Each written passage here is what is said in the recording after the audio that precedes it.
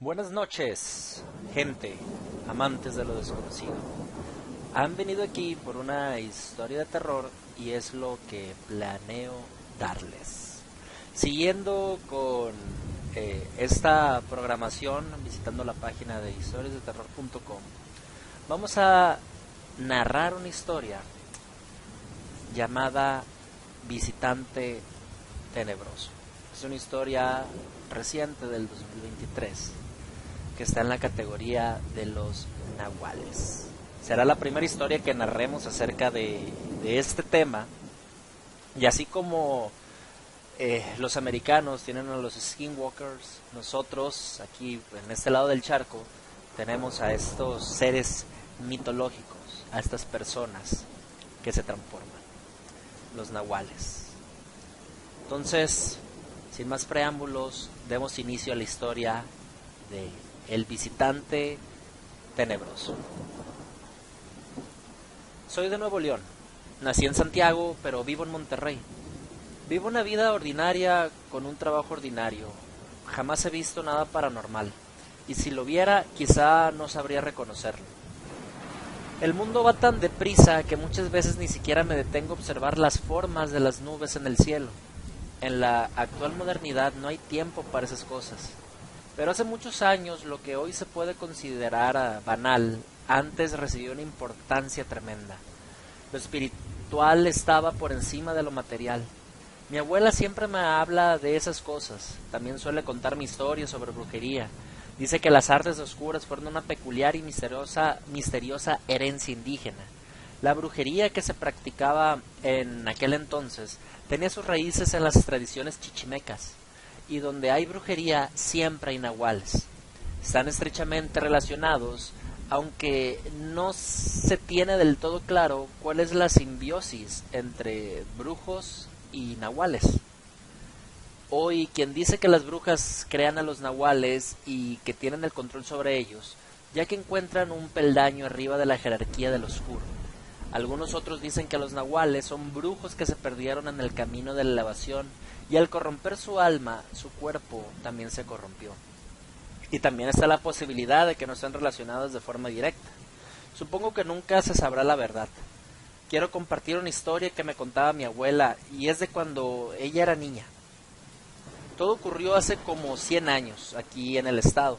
En aquel entonces la revolución tenía poco de haber concluido y las ciudades medianamente grandes eran un completo caos. Por suerte mi abuela y su familia vivían en un pueblito relativamente pequeño. Una mañana mi abuela y toda su familia, padres y hermanos, fueron al panteón a dejar unas flores a un pariente. En aquellos años los cementerios distaban mucho de lo que son hoy en día. Era normal encontrar pozos abiertos que posteriormente serían usados. Mi abuela caminó hasta un pozo que estaba cerca. Tenía curiosidad. Al llegar y asomarse encontró el cadáver de un hombre. Gritó asustada. Su padre corrió a ver qué era lo que estaba pasando y él también pudo ver el cuerpo. Por lo que se alcanzaron a ver, parecía que el hombre había sido ferozmente atacado por un animal. Tenía muchas mordidas y hasta le faltaba un brazo. El padre de mi abuela avisó al cuidador y luego se fueron del panteón. Aquella era una mañana cualquiera, con el cielo repleto de nubes que avisaban que se vendría un aguacero.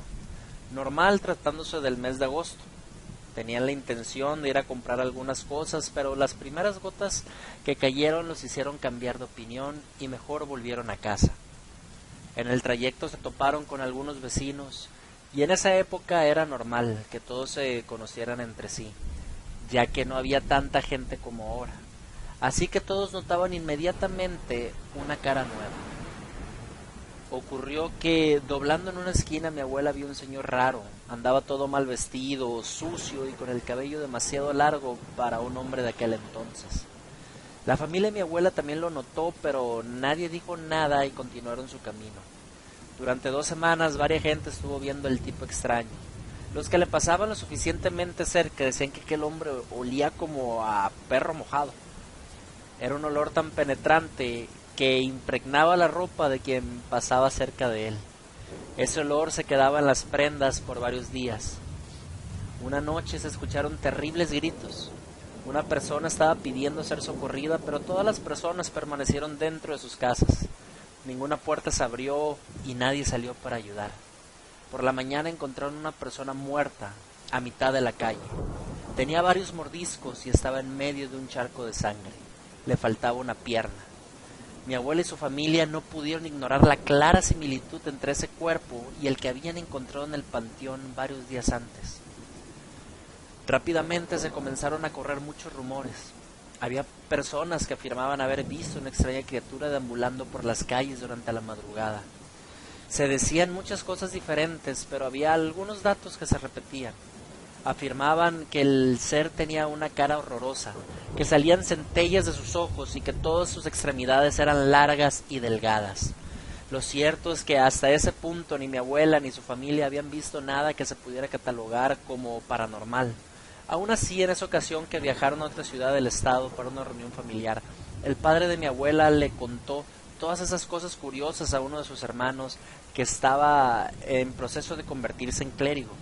El tío de mi abuela se quedó tan intrigado que decidió solicitar un permiso para que le dejaran viajar con mi padre, al menos para bendecir la casa y librarla de todo posible mal. Consiguió el permiso y el viaje de regreso a la casa donde vivía mi abuela. Ella cuenta que fue un viaje muy agradable, pues ese tío era muy relajado. Total, llegaron de regreso a la casa.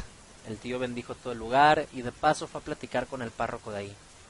Esa noche, mientras todos cenaban, escucharon extrañas cosas que provenían del terreno baldío que estaba detrás de la casa. Mi abuela y sus hermanos estaban asustados. El padre de mi abuela quiso salir a revisar, pero el tío no la dejó y mejor salió él. Nadie sabe qué fue exactamente lo que sucedió ahí. Solo escucharon cómo el tío rezaba con desesperación y luego silencio absoluto. Debo decir que cuando mi abuela me dijo lo que encontraron afuera se les subió la presión.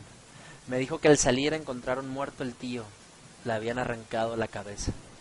Fue algo terrible para todos. Se trató de mantener todo en secreto para evitar un escándalo y solo se involucró a aquellos que eran estrictamente necesarios. El cuerpo fue trasladado para que la iglesia se hiciera cargo a discreción y no dar pie a habladurías. Los días pasaron y debido al terrible suceso comenzaron a creer que un demonio se encontraba acechando el pueblo, un demonio con sed de sangre. Las noches posteriores se estuvieron escuchando extraños aullidos. Mi abuela dice que no se trataba de coyotes, que aunque el sonido era similar tenía algo que no encajaba.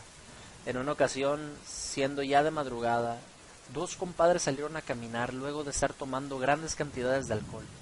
De pronto vieron un animal, parecía un oso, solo que estaba flaco, raquítico. Esa criatura se abalanzó sobre uno de ellos y el otro corrió despavorido gritando por ayuda. Una familia dejó entrar a su casa, hasta lo ebrio se le había bajado del susto. El señor le pidió al hombre de la casa que salieran para ayudar a su compadre, pero se negó. Solo le ofreció su arma por si quería salir él solo. El señor salió con una arma en mano. En el pueblo se escucharon 3 tiros y a la mañana había 2 hombres muertos.